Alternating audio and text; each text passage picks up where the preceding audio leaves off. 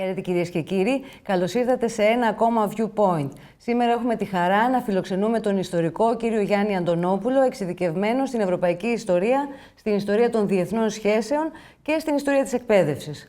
Χαρά μας που είστε εδώ. Και δικιά μου, να είστε καλά και χρόνια πολλά εύχομαι στο Σανέστη και κάθε καλό σε εσάς, στο επιτελείο εδώ του καναλιού και στους εξαιρετικούς ακροατές τηλεθεατές μας. Ευχαριστούμε πολύ, αληθώς ο κύριος. Αυτή την Ανάσταση είχαμε και νεότερα από το Βατικανό και εξ αυτού ορμόμενοι θα σας κάνω το πρώτο ερώτημα για την ευρύτερη διάσταση, την γεωπολιτική διάσταση των θρησκειών και συγκεκριμένα της Καθολικής Εκκλησίας. Ναι. Είναι κάτι παραπάνω από πνευματικό το ζήτημα, δηλαδή ποια είναι η οικονομική, η κοινωνική, αν θέλετε, η γεωπολιτική προέκταση της Καθολικής Εκκλησίας? Κοιτάξτε, η Καθολική Εκκλησία, το Βατικανό, η Αγία Έδρα, έτσι για να μην τα μπερδεύουμε, είναι άλλο και άλλο πράγμα είναι το Βατικανό. Ουσιαστικά το ίδιο είναι, αλλά όταν λέμε Αγία Έδρα εννοούμε την επισκοπική έδρα, την πνευματική έδρα του Πάπα. Όταν λέμε Βατικανό εννοούμε κράτος. Το Βατικανό, πέρα από η κορυφή και η κεφαλή του παγκόσμιου ρωμαιοκαθολικισμού, όπου έχει 1,5 δισεκατομμύριο περίπου πιστούς, άρα είναι πολύ μεγάλη η δύναμή του, η πνευματική, είναι και κράτος σύμφωνα με τις συνθήκες του Λατερανού του Φεβρουαρίου του 1929 ανάμεσα στον Πάπα και στο Μουσολίνι.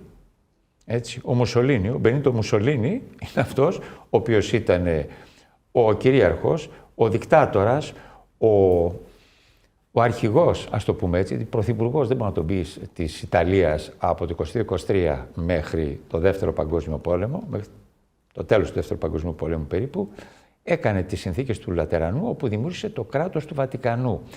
Είναι κράτος μικρό, χωρίς να έχει ιδιαίτερο στρατό, έχει τους Ελβετούς και τα βλέπουμε όλα αυτά. Έχει όμως τεράστια πνευματική και ηθική δύναμη και επιρροή σε εκατομμύρια ανθρώπους, σε όλο τον κόσμο. Ο Πάπας, ο Επίσκοπος Ρώμης, σύμφωνα με την παράδοση, είναι ο αρχηγός της Χριστιανικής Εκκλησίας. Δηλαδή, μέχρι την εποχή που δημιουργήθηκαν το πρώτο σχίσμα και μετά τα πράγματα πέρασαν και σε χειρότερες μορφές αντιδράσεων, ο Πάπας είναι Επίσκοπος Ρώμης μαζί με τους άλλους επίσκοπους, δηλαδή τους πατριάρχες ας πούμε, που υπάρχουν στην Ανατολική Ρωμαϊκή Αυτοκρατορία, αυτό που λέμε Βυζάντιο, έτσι, τον Πατριάρχη Κωνσταντινούπολης, της Αντιόχειας και τα λοιπά, της Αλεξάνδρειας, όπου υπάρχει χριστιανικός πληθυσμός. Γιατί από εκεί κάτω αρχίζουν οι μουσουλμάνοι, οι Άραβες, μουσουλμανικός πληθυσμός και τα πράγματα χαλάνε. Και εκεί έχουμε χριστιανικό πληθυσμό και έχουμε και στην Αρμενία και τα λοιπά. Ο Πάπας όμως, επειδή θεωρείται πως η χριστιανική εκκλησία, ο χριστιανισμός ως διαδικασία εκκλησιάσματος, εκκλησίας, διαμορφώνεται από τον Άγιο Πέτρο με το μαρτύριο του στη Ρώμη, ο Άγιος Πέτρος, αγαπημένος μαθητής του Ιησού, βεβαίως εκείνο το βράδυ φοβήθηκε και είπε ότι δεν το ξέρει, αλλά ακριβώς αυτή είναι η ανθρώπινη πλευρά. Στη συνέχεια βέβαια υπήρξε μέγιστος Απόστολος, όπως μας παραδίδει η Εκκλησία, και μαρτύρησε τον Σταυρό σαν ανάποδα στη Ρώμη και δια του μαρτυρίου του και δια του αίματός του, σύμφωνα με την παράδοση, θεμελιώθηκε η Χριστιανική Εκκλησία. Γι' αυτό ο Επίσκοπος της Ρώμης τυχαίνει να είναι primus inter pares. Τα πράγματα δεν είναι ορθόδοξοι καθολικοί μέχρι περίπου τον 9ο-10ο αιώνα. Εκεί αρχίζουν τα προβλήματα.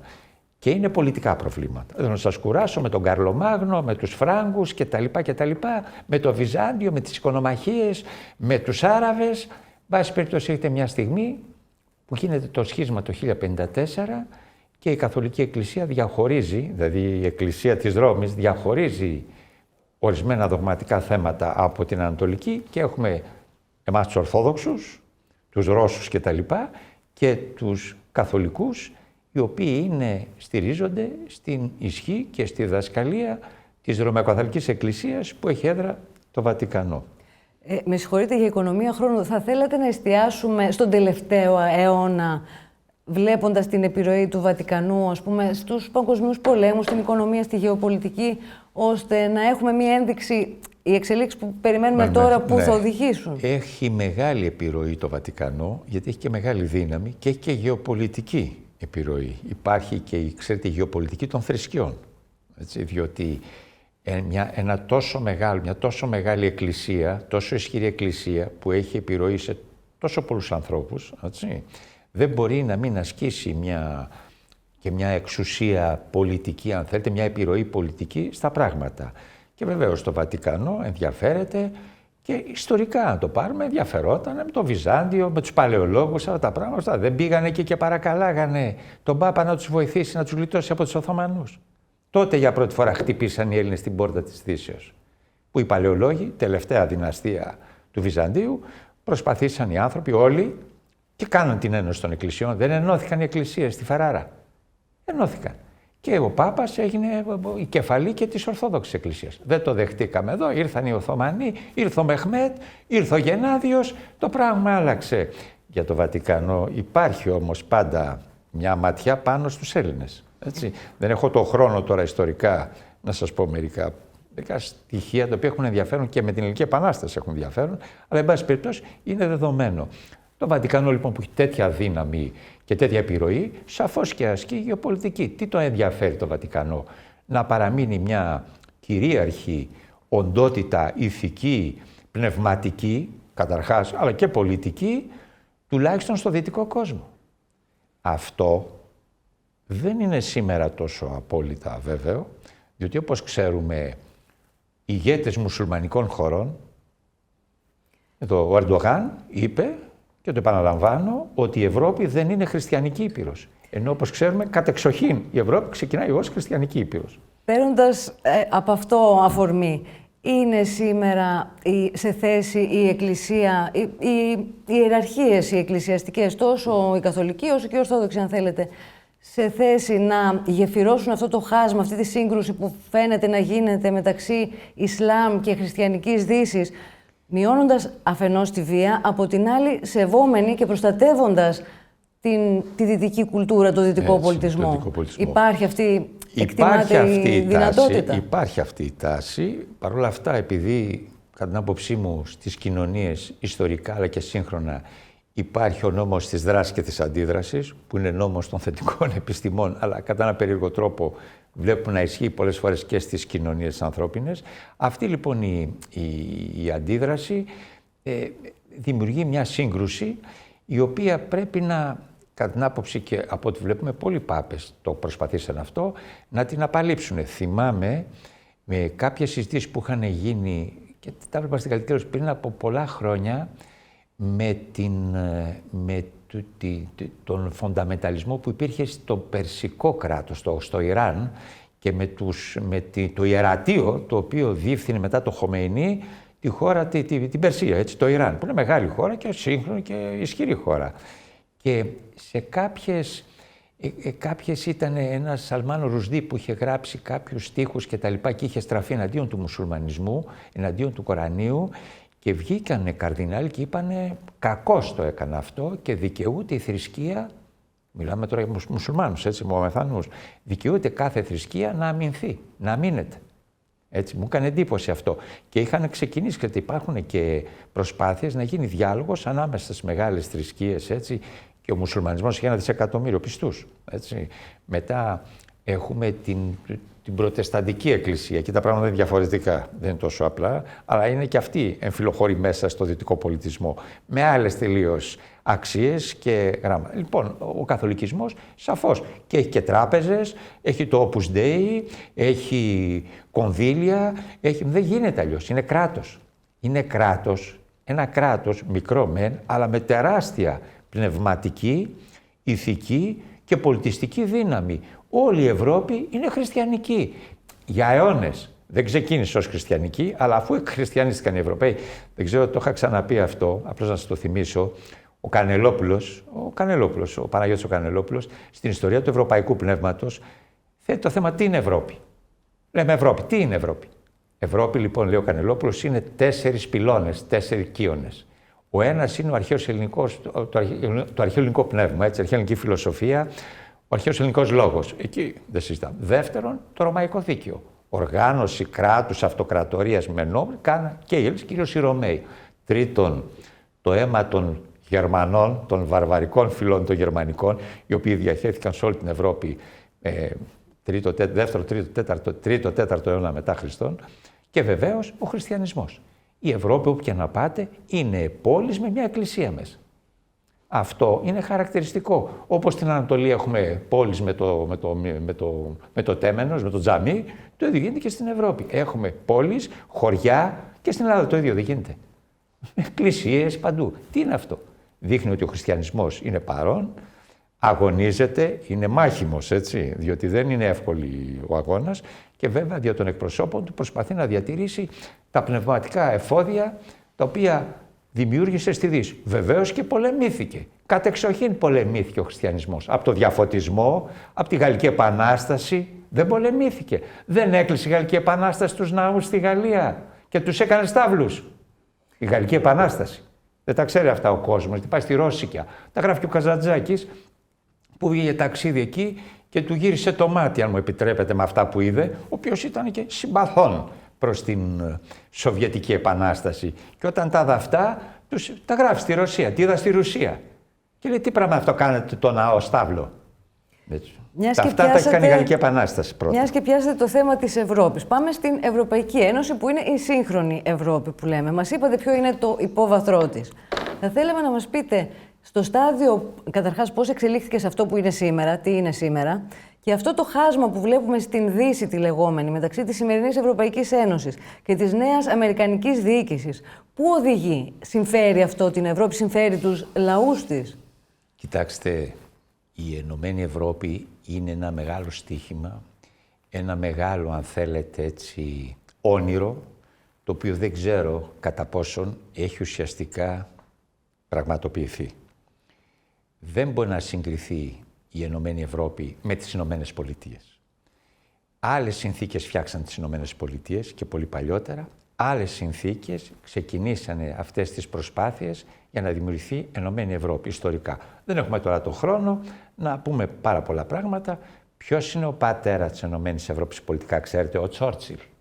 Ο Τσόρτσιλ, ο Εγγλέζος, ο οποίος αναγνωρίζει μόνο την Μεγάλη Βρετανία και τίποτε άλλο, κανένας Εγγλέζος, έτσι, και το λέμε εδώ για να το καταλάβουμε, κατά άποψή μου, δεν δέχεται άλλη χώρα εκτός από τη Μεγάλη Βρετανία, την πατρίδα του. Έτσι, ένα το κρατούμενο.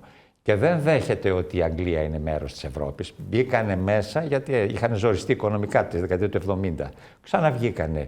Δέχεται ότι το κέντρο του κόσμου είναι η Μεγάλη Βρετανία. Και ειδού το αποτέλεσμα. Λοιπόν, η Ευρωπαϊκή Ένωση, 27 χώρες. Τώρα ξεκινάει με 3, 4, 5, 7. Μπήκε και η Ελλάδα μέσα. Εντάξει, δεν μπορώ να το σχολιάσω αυτή τη στιγμή, αν και μπορώ να πούμε πολλά πράγματα ενδιαφέροντα. Έχει χώρες που δεν κολλάνε μεταξύ τους. Η Ευρώπη, η ίδια η ιστορία της, είναι μια συνεχής, μια έναη διαδικασία συγκρούσεων, φοβερών συγκρούσεων. Θα πείτε και στην Αμερική, αλλά όχι έτσι. Την Αμερική την έφτιαξε τέλος πάντων εμφύλιος πόλεμος, τελείωσε.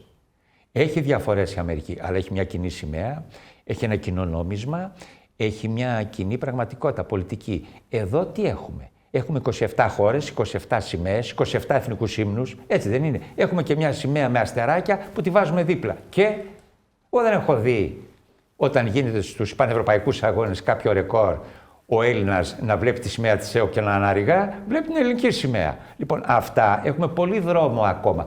Νόμισμα ένα έχουμε στην Ευρώπη. Πολλά νομίσματα έχουμε. Δεν έχουμε μόνο ένα νόμισμα. Και το ευρώ τι είναι? Γερμανικό νόμισμα είναι το ευρώ. Έτσι, για να πούμε τα πράγματα πρέπει να τα πούμε με την άδειά σας. Τι είναι? Η Γερμανία που επεμβαίνει ως τέταρτο Ράιχ.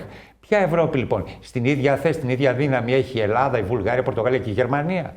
Δεν έχει. Η Γαλλία? Όχι. Και όταν λέμε Ενωμένη Ευρώπη, λέμε τον γαλλογερμανικό άξονα, ο οποίος κατά την άποψή μου ως ιστορικός μπορώ να σας πω ότι δημιουργείται κατά έμεσο τρόπο και περίπου κατά τη διάρκεια της γερμανικής κατοχής στη Γαλλία.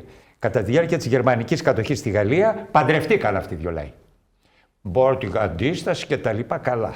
Έτσι, όποτε θέλετε τα συζητάμε. Συγχωρείτε που έχω Πάντως... ξύφος, αλλά εγώ την ιστορία τη βιώνω και δεν μπορώ στους ακροατές να λέω ότι αυτό το πουκάμισο που φοράω είναι κόκκινο. Καταλάβατε, έχω μια ηθική υποχρέωση. Αν επιτρέπετε, τις συνέπειες της ΕΕ τις πληρώνουμε όλοι. Δηλαδή, τη σημερινή στάση της Ευρώπης και τους δασμούς τους βιώνουν και τα υπόλοιπα κράτη, όχι μόνο τα κράτη της Βόρειας Ευρώπης. Αυτό έχει να κάνει με τις ΗΠΑ. Κοιτάξτε, η Ευρώπη του 20ου αιώνα έβαλε λίγο λουκέτο στον εαυτό της με τους δύο παγκόσμιους πολέμους. Ο πρώτος παγκόσμιος πόλεμος, 14%, είναι ένας ευρωπαϊκός πόλεμος. Λέγεται παγκόσμιος, αλλά ουσιαστικά κατά το 90% εδώ έγινε το μακελιό. Ο δεύτερος πάλι την πλήρωσε η Ευρώπη, αν και είναι παγκόσμιος. Και να θυμηθούμε κάτι, αν μου επιτρέπετε. Η Ευρώπη από το 1939 και μετά κατακτήθηκε από έναν ευρωπαϊκό στρατό, ευρωπαϊκότατο. Τους Γερμανούς, τους Ναζί Γερμανούς, τους συνεργάτες τους και τους συμμάχους τους. Άρα η Ευρώπη κατακτήθηκε, βασανίστηκε, ποδοπατήθηκε από έναν ευρωπαϊκότατο στρατό και απελευθερώθηκε από 3,5 μη ευρωπαϊκούς στρατούς. Από το Αμερικάνικο στρατό, που δεν είναι ευρωπαϊκός, ας είναι οι παλιοί πρόγονοι, δεν είναι ευρωπαϊκός. Από το Σοβιετικό στρατό, όπου ήταν 10 Ρώσοι και 40 από πίσω Ασιάτες Μογγόλοι από τη Σιβηρία, πολύ καλά, και άγριοι πολεμιστές. Από τον στρατό της Μεγάλης Βρετανίας, ένας αξιωματικός Άγγλος και 5.000 Ινδοί και Πακιστανοί, και από τους ελεύθερους Γάλλους του έρμου τελευταίου μεγάλου Ευρωπαίου εκπροσώπου, του στρατηγού Ντε Γκόλ, ο οποίος είχε στα στρατεύματά του τη μισή Βόρειο Αφρική. Η μισή Βόρειος Αφρική, Γκουμιέ, Ζουάβ, Χαρκής, αφήσαν τις πατρίδες τους στον Άτλαντα και περάσαν απέναντι να πολεμήσουν για την επέλευση της Ευρώπης. Υπάρχει ένα πολύ ωραίο έργο, μιας και είμαστε εδώ σε κανάλι, στρατιώτες σε ξένα μέτωπα. Συνιστώ να το δούνε οι φίλοι ακροατές για να καταλάβουν τι έγινε. Που πάνε οι Βόρειοι Αφρικάνοι και απελευθερώνουν τη Λορένη. Λοιπόν, οι Γάλλοι είπαν το Πουρκουά.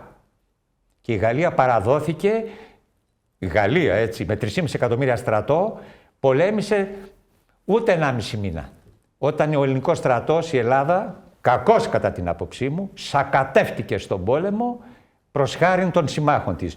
Αυτή λοιπόν η Ευρώπη πρέπει να κάτσει να σκεφτεί αν όντως είναι Ευρώπη, γιατί τη βαραίνει το παρελθόν. Θα μου πείτε, στο παρελθόν θα μείνουμε. Καθόλου δεν θα μείνουμε στο παρελθόν. Έλα όμως που να ξεφύγουμε. Να μάθει λοιπόν ότι υπάρχει ισότητα, υπάρχει φιλελευθερισμός, υπάρχει.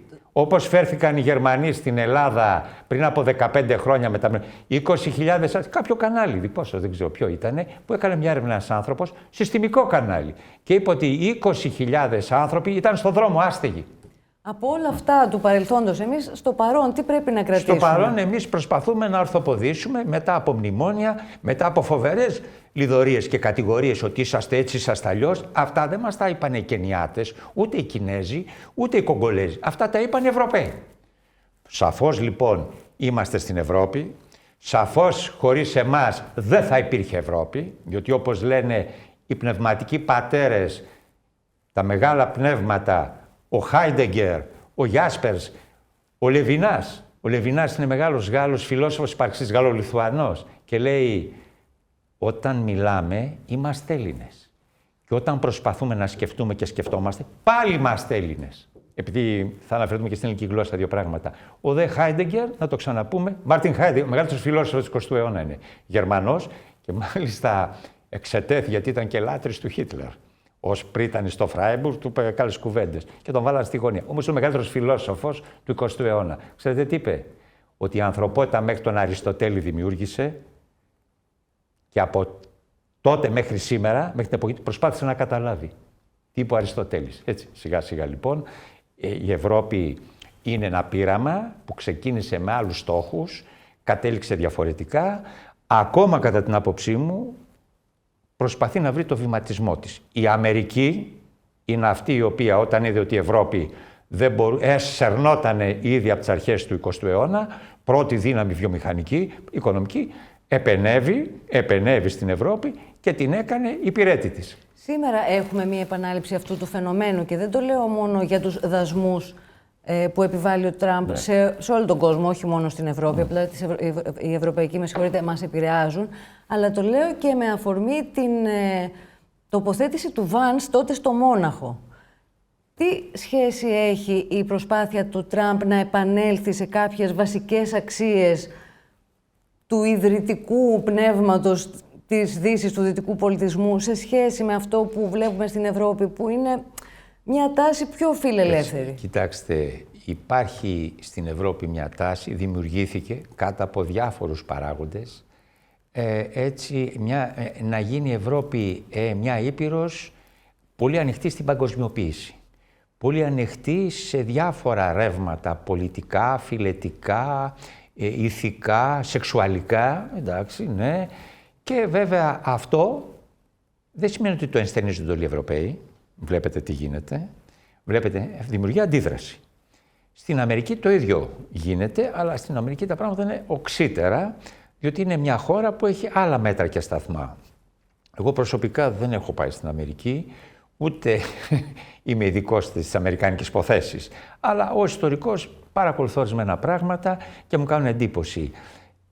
Δεν είναι μία η Αμερική, και εκεί έχει πολλές πλευρές η Αμερική, πολλές όψεις η Αμερική. Μια όψη της Αμερικής παραδοσιακή, πιο σκληρή, αν θέλετε, προτεσταντική κτλ.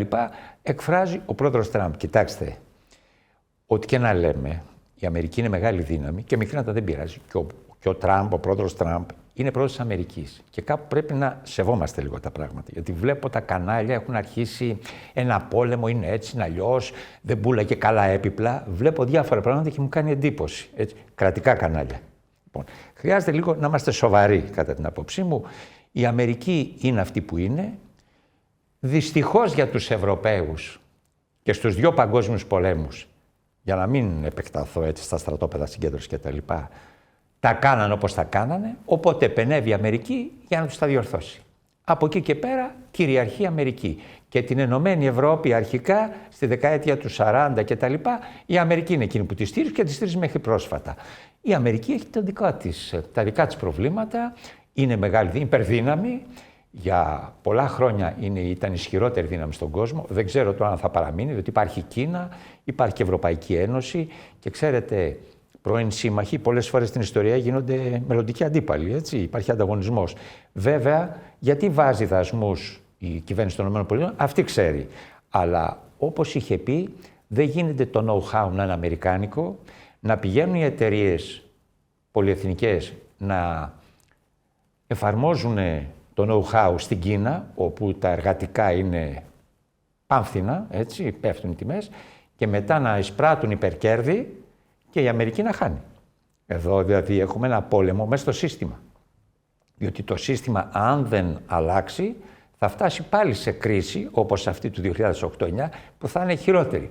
Άρα βλέπετε το οικονομικό σύστημα, ο καπιταλισμός, έχει και αυτός τα προβλήματά του. Βρίσκεται και αυτός σε μια εμφύλια. Και κυρίως ο Τραμπ φέρεται πιο αυστηρά σε χώρες οι οποίες κάνουν εξαγωγές στις ΗΠΑ. Η Ελλάδα τι εξάγει? Η Ελλάδα δεν εξάγει τίποτα, βασικά εισάγει. Και εισάγει αγροτικά προϊόντα. Και δεν θέλω να επεκταθώ, γιατί θα γίνω γραφικός. Λοιπόν, η Ελλάδα δεν έχει επιπτώσεις. Η Ελλάδα να μην μιλάει. Η Ελλάδα να σοβαρευτεί. Ποιος είμαι εγώ? Δεν ακρίνω την Ελλάδα. Δεν μπορώ να κρίνω τον εαυτό μου. Αλλά από εκεί και πέρα, να ξέρουμε κάτι έτσι. Ότι η χώρα η οποία εισάγει εσπεριδοειδή, έτσι, και ελάδι, πρέπει να προσέξει λίγο την πραγματικότητα. Και είναι μια χώρα όπου δυστυχώς η ιστορία της μέχρι τα τελευταία χρόνια απέδειξε ότι αναγκαστικά είναι υποχρεωμένη να υπακούει σε μια μεγάλη δύναμη. Και επειδή αναφερόμαστε και σε γεωπολιτικά, η δύναμη εκείνη η οποία ελέγχει την εξωτερική πολιτική αλλά και την εσωτερική πολιτική της Ελλάδος εν πολλοίς, είναι οι Ηνωμένες Πολιτείες προς το παρόν. Ούτε η Ευρώπη, ούτε η Ρωσία, ούτε η Κίνα, ούτε τίποτα. Η Ελλάδα ελέγχεται ως επιτοπλίστων και κυριαρχικά από την εξωτερική πολιτική των Ηνωμένων Πολιτειών, της οποίας αποτελεί και ενδιαφέρον υποκείμενο, έτσι, γεωπολιτικά στην περιοχή. Ας το δούμε, αν θέλετε, λίγο πιο συνολικά. Λέγεται ότι η ιστορία κάνει κύκλους. Ναι. Οι σημερινές συνθήκες που βλέπουμε στον κόσμο, προφανώς δεν είναι κυριολεκτικό αυτό, έχουν υπάρξει ξανά στο παρελθόν. Δηλαδή αυτός ο διχασμός στην Ευρώπη, ο διχασμός μεταξύ Ευρώπης και Αμερικής, μία μεγάλη δύναμη εξ Ανατολών ανεβαίνει. Αυτά τα έχουμε ξαναδεί στο παρελθόν. Και αν ναι, Τι μάθημα πρέπει να πάρουμε στο παρόν? Κοιτάξτε, να αρχίσουμε από το τελευταίο ερώτημά σας. Δεν θέλω να είμαι απεσιόδοξος, αλλά ξέρετε τι διδάσκει η ιστορία? Ότι κανείς δεν διδάσκεται από αυτήν. Πρώτο λοιπόν, ας το αφήσουμε στην άκρη. Ένα το κρατούμε, δυστυχώς. Αυτό διδάσκει η ιστορία. Στην Ευρώπη συγκρούσεις και διχασμοί, άλλο τίποτα. Μια ζωή, αυτά γίνονται στην ευρωπαϊκή ιστορία. Δεν θέλω τώρα να το κηδαΐσω. Το κάτι άλλο. Το κάτι άλλο γίνεται. Μα και αυτά που γίνανε τα τελευταία 10 χρόνια, τι ήταν? Συγκρούσεις δεν ήταν? Τα pigs τι ήταν? Δεν σηκώθηκε η Βόρειος Ευρώπη και έδειχνε με το δάχτυλο τη Νότια Ευρώπη? Για ποια ευρωπαϊκή? Εμείς οι Έλληνες, ο ελληνικός, τα ξεχνάμε, γιατί ξέρετε το φρούτο που εδώ ευδοκιμεί στην Ελλάδα, ξέρετε τι είναι? Ο λωτός. Από την εποχή του Ομήρου. Και επειδή είμαστε λωτοφά, και καλά κάνουμε. Συνεπώς θεωρείτε ότι το σήμερα μοιάζει με μία δεκαετία πριν? Πολλά σήμερα μοιάζουν με πολλά χτες και θα συνεχίσουν να μοιάζουν. Εξάλλου, δεν θα τα βάλω εγώ με τις μεγάλες προσωπικότητες. Το είπε ο Θουκυδίδης. Γενόμενα και αειεσόμενα. Όσο οι άνθρωποι παραμένουν οι ίδιοι, αυτά που γίνουν θα γίνονται. Αυτά που γίνανε θα γίνονται. Απλό είναι. Όσον αφορά τις Ηνωμένες Πολιτείες, είπαμε, είναι μεγάλη δύναμη, είναι δύναμη του δυτικού κόσμου και είναι δύναμη του λευκού κόσμου, έτσι. Είναι δύναμη του καπιταλισμού, είναι δύναμη που κυριαρχεί πολλές φορές στην τεχνολογία, έτσι. Βέβαια και η Ευρώπη έχει, η Γερμανία κτλ. Και είναι δύναμη η οποία θα κρατήσει τα σκύπτρα της, θα αγωνιστεί να κρατήσει τα σκύπτρα με κάθε τρόπο. Και βλέπουμε πώς το προσπαθεί. Δεν υπάρχει, ξέρετε, καλό και κακό στην ιστορία. Αυτό το πράγμα δεν είναι να δαιμονοποιούνται, αυτός είναι κακός, αυτός είναι καλός. Αυτά δεν είναι αντικείμενο του ιστορικού. Αυτά είναι αντικείμενο του εκκλησιαστικού εκπροσώπου, της ηθικής. Δεν είναι αντικείμενο. Ο ιστορικός δεν λέει είναι κακός ο Χίτλερ, πιο κακός ήταν ο Στάλιν και ο Τσόρτσιλ μισό κακός. Τι είναι αυτά τα πράγματα? Αυτά δεν αφορούν την ιστορία. Αυτά αφορούν άλλους. Ο επιστήμονας ιστορικός βλέπει τα γεγονότα, προσπαθεί να τα συγκρατήσει και προσπαθεί να τα ερμηνεύσει. Αυτό που με ρωτάτε. Βεβαίως λοιπόν. Αν πάρουμε ένα μάθημα από την ιστορία που μας είναι χρήσιμο σήμερα, αν θέλετε το αποκρισταλώσετε σε λίγες φράσεις, τι θα ήταν αυτό? Τίποτα. Να προσπαθήσουμε με βάση ορισμένες αξίες, οι οποίες υπάρχουν, έτσι, και με την εκπαίδευση, την παιδεία, γιατί αυτό είναι το ζητούμενο σε τελική ανάλυση, η συμμετοχή στην παιδεία, όχι στην εκπαίδευση μόνο, στην παιδεία. Εκπαίδευση, εκπαιδεύουμε και ένα σκύλο. Η παιδεία είναι άλλο πράγμα. Ξέρετε τι λέμε μόρφωση? Όταν ό,τι έχουμε διαβάσει έχει ξεχαστεί, αυτό που έχει μείνει λέγεται μόρφωση. Λοιπόν, εκεί είναι το ζητούμενο. Πώς θα αναβαθμίσουμε την εκπαίδευση, την παιδεία, τη μόρφωση, την αγωγή, την ανατροφή του ελληνικού λαού. Πώς θα μπορούσαμε να την... Αλλά δεν είναι εύκολο, γιατί ξέρετε η παιδεία είναι ταξική. Είναι ταξική. Έτσι. Ένα παιδί στο μεταξουργείο και στην Ακαδημία Πλάτωνος που οι γονείς του έχουν προβλήματα, δεν είναι με ένα παιδί στο Παλιόψικο και στη Φιλοθέη που έχει 5 καθηγητές και του κάνουν ιδιαίτερο, 10 αυτή τη στιγμή, σιγά σιγά. Έτσι, γιατί ο Μιλών είναι και 45 χρόνια στους πίνακες και κάτι έχει καταλάβει, σε πολλούς πίνακες. Επειδή είστε και εξειδικευμένος στην ιστορία της εκπαίδευσης και βλέπουμε και εκεί κάτι ενδιαφέρον. Ας πούμε, ξανά έρχεται ο Τραμπ στην κουβέντα μας, βλέπουμε ένα πόλεμο με τα πανεπιστήμια της Ivy League, με το Harvard πρώτα-πρώτα. Και του Τραμπ. Είναι θέμα αντισημιτισμού, είναι θέμα woke, τι ακριβώς συμβαίνει? Είναι θέμα πολιτικής συγκεκριμένης, μιας μερίδος των πολιτών στην Αμερική, οι οποίοι δεν ανέχονται οι αξίες τους, όποιες και να είναι αυτές, να καταπατούνται, ας πούμε, από τις αξίες που έχουν τα μεγάλα αυτά πανεπιστήμια της Αμερικής. Το Harvard είναι το πλουσιότερο πανεπιστήμιο στον κόσμο. Έχει δωρεές γύρω στα 50 δισεκατομμύρια δολάρια. Τι λέει λοιπόν ο Τραμπ όμως? Εσείς στο Harvard, γιατί ένα πανεπιστήμιο είναι φυτόριο έρευνας, ελεύθερης σκέψης. Αλλήμον αν τα πανεπιστήμια καθοδηγούνται. Μα το πρώτο πράγμα που κάνουν οι δικτατορίες, ο Χίτλερ, ο Μουσολίνι, τούτη εδώ η δικιά μας, ήταν να βάλει στα πανεπιστήμια να φορέσει, ας πούμε, κολάρο. Αυτά δεν γίνονται. Αλλά τα πανεπιστήμια, ας πούμε, το Harvard έχει αυτή τη στιγμή έναν αντισημιτισμό. Εμφανίζεται δεν είναι αντισημιτισμός. Μια κριτική εμφανίζεται στην πολιτική του Ισραήλ απέναντι στη Γάζα. Όντως, αυτό δικαιούται να το κάνει. Ή επίσης είναι ανοιχτό σε άλλους ακτιβισμούς κτλ. Βέβαια, τα πανεπιστήμια στην Αμερική δεν είναι τα πανεπιστήμια στην Ευρώπη.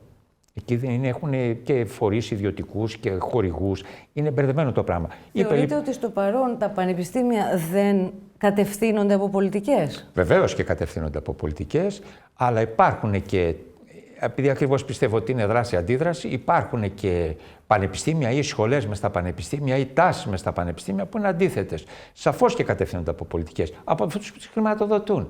Μα και στην Ελλάδα οι καθηγητές, οι οποίοι παίρνονται αυτή τη στιγμή στα πανεπιστήμια, άμα βρούνε κάποιο χρηματοδότη, ένας καθηγητής, πάει στο εξωτερικό, κάνει μια έρευνα κτλ., προσπαθεί να επιβιώσει. Σαφώς, κοιτάξτε, δεν μπορεί κανένας θεσμός στην κοινωνία να μείνει έξω από την επιβίωση, από το χρήμα. Δεν μπορεί.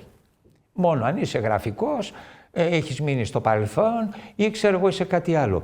Τα πανεπιστήμια και αυτά είναι ζωντανοί οργανισμοί, χρειάζονται χρηματοδότηση, χρειάζονται υλικά. Άμα το κράτος δεν τα παρέχει, θα έρθει ένας να βοηθήσει ένας δωρητής. Ναι, έτσι θα δώσει και θα φύγει.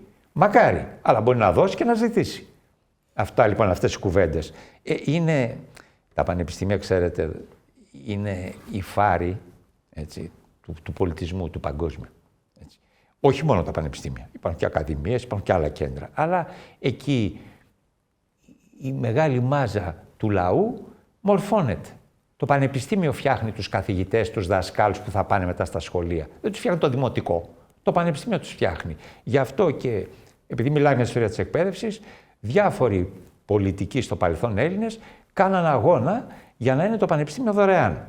Και πρέπει να μνημονεύσω εδώ το όνομα του Γεωργίου Παπανδρέου, του παππού, έτσι, του γέρου της Δημοκρατίας, ο οποίος όντως θεσμοθέτησε τις δωρεάν σπουδές στα ελληνικά πανεπιστήμια. Αν δεν γινόταν αυτό, μια σειρά από εξαιρετικούς επιστήμονες δεν θα είχαν γίνει επιστήμονες. Και χάνει, ξέρετε, μια χώρα όταν δεν έχει καλά πανεπιστήμια και όταν τα πανεπιστήμια δεν χρηματοδοτούνται. Βέβαια, στην Αμερική είναι άλλο.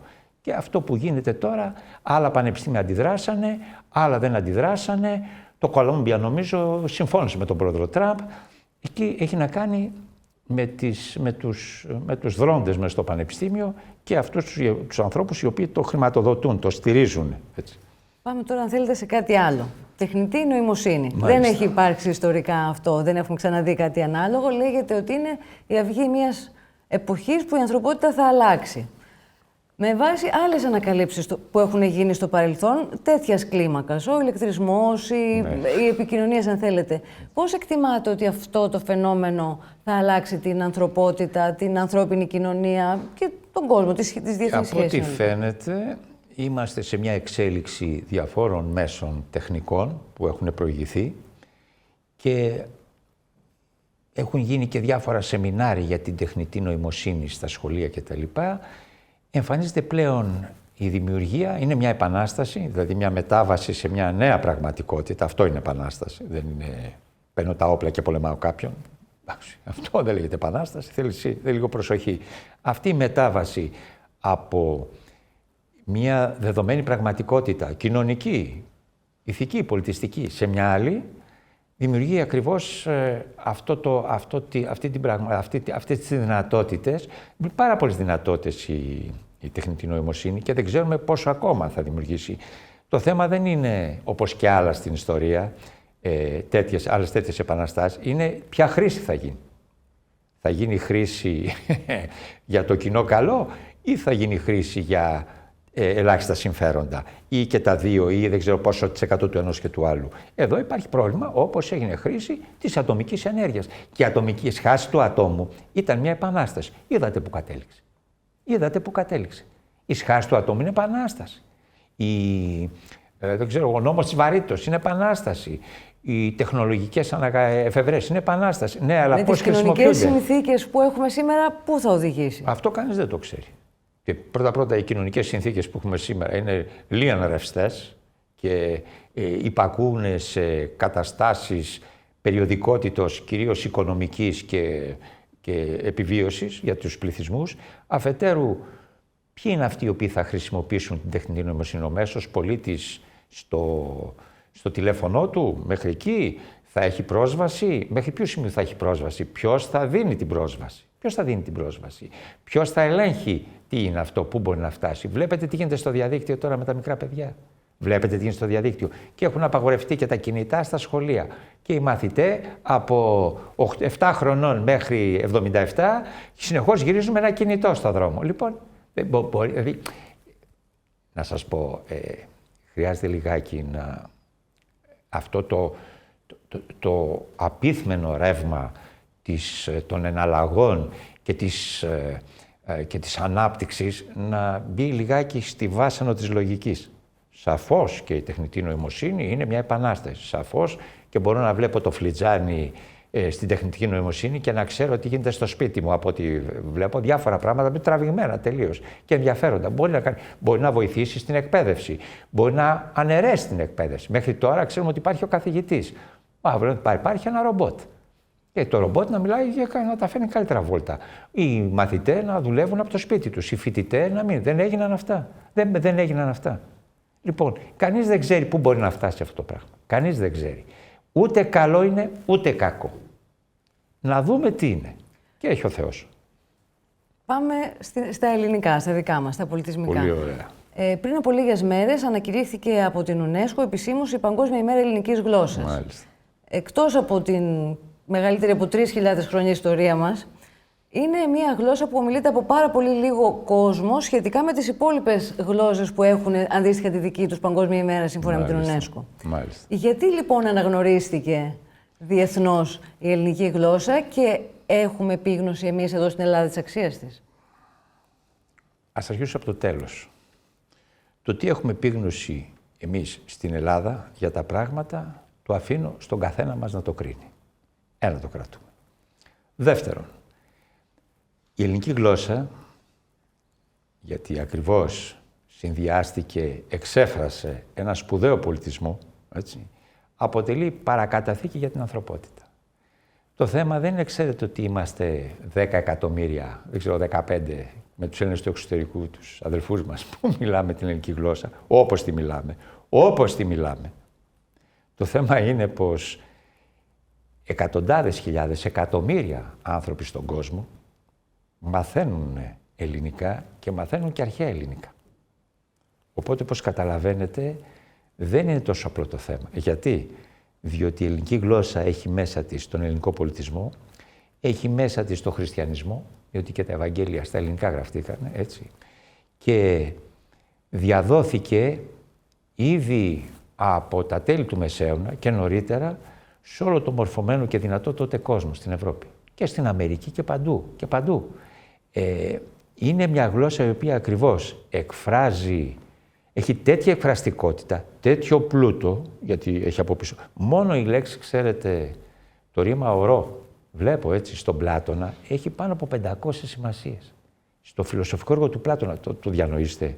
Αν δεν κάνω λάθος, γιατί εγώ δεν είμαι φιλόσοφος. Μπάση περιπτώσει. Δηλαδή μιλάμε, τρελαίνεται κανείς. Και εκείνο που χρειάζεται βέβαια είναι ακριβώς να μπορέσουμε να δώσουμε, αλλά δεν είναι τόσο εύκολο, είναι κοινωνικό ζήτημα, να προσφέρουμε στα νέα παιδιά τον πλούτο της ελληνικής γλώσσας, να κάνουμε τα παιδιά να το αγαπήσουν και να μην μιλάνε με κώδικες.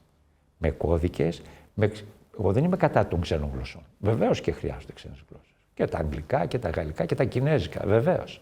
Από εκεί και πέρα όμως, ποια γλώσσα είναι εκείνη? Όλες σε μορφώνουν, αλλά ποια είναι σε σκάβει μέσα σου, σε διαμορφώνει σαν άνθρωπο, σου ανοίγει άλλους ορίζοντες? Η ελληνική γλώσσα. Αλλά θέλει να διδαχθεί σωστά, να έχουμε χρόνο, να έχουμε τα μέσα για να μπορούν οι συνάδελφοι, οι εκπαιδευτικοί, παντού στο πανεπιστήμιο, στα σχολεία, να δώσουν στα παιδιά. Με ποιον αυτό τρόπο το συγκεκριμένα δηλαδή θα προτείνατε, ποιες αλλαγές συγκεκριμένα θα προτείνατε για να γίνει αυτό που λέτε? Για να γίνει αυτό που λέω, χρειάζονται πολύ μεγάλες αλλαγές που αυτή τη στιγμή δεν είναι δυνατόν να γίνουν λόγω συνθήκων, λόγω οικονομίας, λόγω κοινωνικών συνθήκων.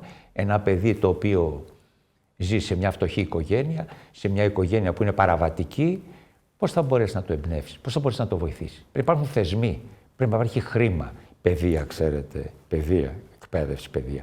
Θέλει πολλά λεφτά. Θέλει να δοθούν πάρα πολλά χρήματα. Και είναι περίεργο πως κατά τη διάρκεια, την εποχή της Οθωμανοκρατίας, πλούσιοι Έλληνες του εξωτερικού δίναν τεράστια ποσά για να δημιουργηθεί το κίνημα της παιδείας, το οποίο ουσιαστικά στήριξε την Ελληνική Επανάσταση, ο νεοελληνικός διαφωτισμός, έτσι, που οι Οθωμανοί δεν τους ενδιαφέρει, ούτε είχαν μεγάλη σκοτούρα για τα σχολεία, έτσι, οι Τούρκοι, εντάξει. Αυτό μέχρι το 19ο αιώνα, μετά και αυτοί άρχισαν και ενδιαφέρονται. Από εκεί και πέρα όμως χρειάζονται πάρα πολλά μέσα, τα οποία το κράτος προσπαθεί. Εγώ δεν το κατηγορώ. Προσπαθεί. Έκανε δημόσια σχολεία, τα στηρίζει κτλ. Η κοινωνία όμως, ξέρετε, η παιδεία κινείται με ρυθμούς χελώνας, έτσι, και η κοινωνία, η τεχνολογία αλλάζει με ρυθμούς αστραπής. Είναι αυτό που λέμε. Στην εποχή λοιπόν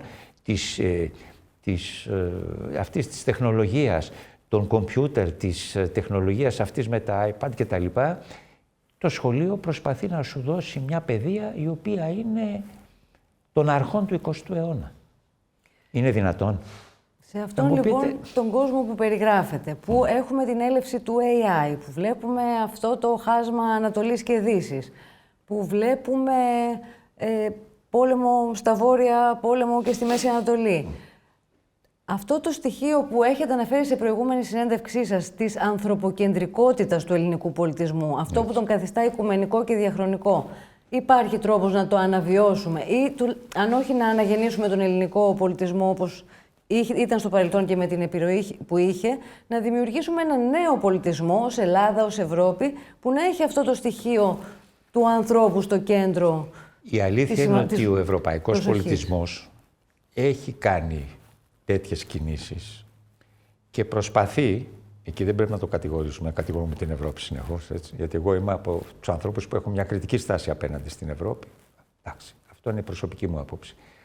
Δεν σημαίνει όμως ότι είναι για πέταμα, ούτε είναι να την πετάξουμε, να την βάλουμε στη γωνία. Έχει και η Δυτική Ευρώπη, η Ευρώπη, έχει γενικά αυτές τις αξίες, οι οποίες ουσιαστικά ανάγονται στον ελληνικό ανθρωπισμό, έτσι, στην ανάδειξη. Όλες οι προσπάθειες θεωρητικά που γίνανε τους τελευταίους αιώνες και από την αναγέννηση και μετά εμφανίζουν, ας πούμε, κατά κάποιο τρόπο την προσπάθεια να αναδειχθεί το άτομο. Ο φιλελευθερισμός, η δημοκρατία, ο κοινοβουλευτισμός, ο ατομισμός, έτσι, αυτό, ο ατομικισμός που υπάρχει εν μέρει στο φιλελευθερισμό, αναδεικνύει το άτομο. Αλλά το άτομο πρέπει να αναδειχθεί ως πνευματική προσωπικότητα, ηθική προσωπικότητα, χωρίς να παραστάνει το Σαβοναρόλα, όχι ως οικονομική καταναλωτική προσωπικότητα. Το δράμα είναι πως οι σύγχρονες κοινωνίες, έτσι, και η ευρωπαϊκή και η αμερικάνικη και η κινέζικια και η ρώσικια και η ινδική και όλες οι κοινωνίες αυτή τη στιγμή εμφανίζουν ως ηθικό πρότυπο, ως ανθρωπιστικό πρότυπο, τον νόμο καταναλώτικους.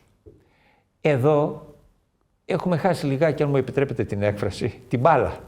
Έτσι. Δηλαδή, οι αξίες πια είναι τι? Ο άνθρωπος να έχει χρήματα και να καταναλώνει. Έχετε δει τι γίνεται, ας πούμε, τα Χριστούγεννα. Όλοι πάνε να ψωνίσουν. Αυτό είναι το πνεύμα των Χριστούγεννων. Είναι όλοι χριστιανοί. Ωραία, καλά κάνουν. Και βγαίνουν από το πρωί και το βράδυ και τις Κυριακές και τα Σάββατα να πάνε να ψωνίσουν. Αυτό είναι το νόημα των Χριστούγεννων. Αυτό είναι το νόημα του Πάσχα. Άρα λοιπόν, πώς μπορούμε να χρησιμοποιήσουμε το ελληνικό πρότυπο του πνευματικού ανθρώπου για να αντικαταστήσουμε τον καταναλωτή άνθρωπο που μόλις περιγράφουμε? Αυτό βέβαια είναι τώρα ηθική ελπίδα, έτσι. Πρώτα-πρώτα με την ανάλογη παιδεία, με την ανάλογη μόρφωση και βέβαια με την... Τώρα, εγώ ξέρετε είμαι και ο τελευταίος που θα δώσω, θα κούνησω το δάχτυλο, θα δώσω οδηγίες στους ανθρώπους τι μπορεί να κάνουν. Ο καθένας κάνει ό,τι πιστεύει αυτός. Αλλά από εκεί και πέρα να προσπαθήσουμε να ξαναζεστάνουμε ορισμένες τέτοιες αξίες ανθρωπιστικές. Τις έχει ο ελληνικός λαός, αλλά και αυτός κυκλοφορεί και κινείται σαν ένα ποτάμι στη δίνη των παγκοσμίων εξελίξεων. Πού είναι η δίνη της παγκοσμιοποίησης, του οικονομισμού, του χρηματοοικονομισμού. Θυμάμαι το συγχωρημένο τον Γιαννουλάτο, τον Αρχιεπίσκοπο Αλβανίας, που το 1992 είχε πει: σιγά, τι είναι αυτή η αγορά? Ήταν της μόδας η λέξη αγορά. Η αγορά. Καμιά θεότητα είναι η αγορά. Έχει γίνει η αγορά θεότητα. Η αγορά και οι επενδύσεις. Σαφώς, μέχρι ενός σημείου. Μα αυτά μας επιτρέπουν να ζούμε καλύτερα. Σαφώς. Και εκεί δεν μπορούμε να πούμε τίποτα. Αλλά άμα το παρακάνουμε, θα ζήσουμε χειρότερα. Άρα, εγώ νομίζω πάλι, το οποίο είναι και λίγο τοπικό, είναι θέμα ουσιαστικά παιδείας. Είναι θέμα κοινωνικής προσφοράς και παιδείας. Και εκεί βέβαια καλείται ο κάθε άνθρωπος, όχι μόνο οι εκπαιδευτικοί που είναι θεσμικά υπεύθυνοι, ο κάθε άνθρωπος να δώσει στον συνάνθρωπό του, στα παιδιά του, ό,τι μπορεί περισσότερο σαν παιδεία. Ως παιδεία, εκεί είναι το πρόβλημα. Ιδάλλως, οι κοινωνίες θα συνεχίσουν να λειτουργούν όπως λειτουργούν και είναι λίγο, έλεγε ο Σαρκόζη, που τώρα τον έχουν μαζέψει, Le monde va mal, συγγνώμη, ο κόσμος πάει άσχημα, για ο Σαρκοζή. Πολύ σωστό. Εντάξει, πέρα από, από τα δικά του προβλήματα. Λοιπόν, θα βλέπουμε αυτά που βλέπουμε. Πολέμους, σφαγές φοβέρες, μόνο αυτά που γίνονται. Ξέρετε τι γίνεται στην Αφρική. Ξέρετε πόσοι άνθρωποι υποφέρουν. Δηλαδή μιλάμε, εντάξει, εμείς κοιτάμε ένα μέρος της δυτικής κοινωνίας, ένα μέρος και λέμε εντάξει, δεν είναι εντάξει. Δίπλα μας υπάρχουν άνθρωποι που υποφέρουν. Στον αντίποδο από αυτού που είπε ο Σαρκοζή, θέλοντας να είμαστε αισιόδοξοι, αν θέλετε πείτε μας το θετικό σας μήνυμα ή το μήνυμα που θέλετε να μοιραστείτε για να ολοκληρώσουμε. Ευχαριστώ πολύ για την καλοσύνη και την τιμή που μου κάνετε. Το μήνυμα το δικό μου είναι ουσιαστικά η δημιουργία ενός σύγχρονου ανθρωπισμού. Δηλαδή, παράλληλα με την τεχνολογική ή δυνατόν ανάπτυξη, να εμφανιστεί και μια τάση ουσιαστικά κοινωνικής δικαιοσύνης και κοινωνικού ανθρωπισμού.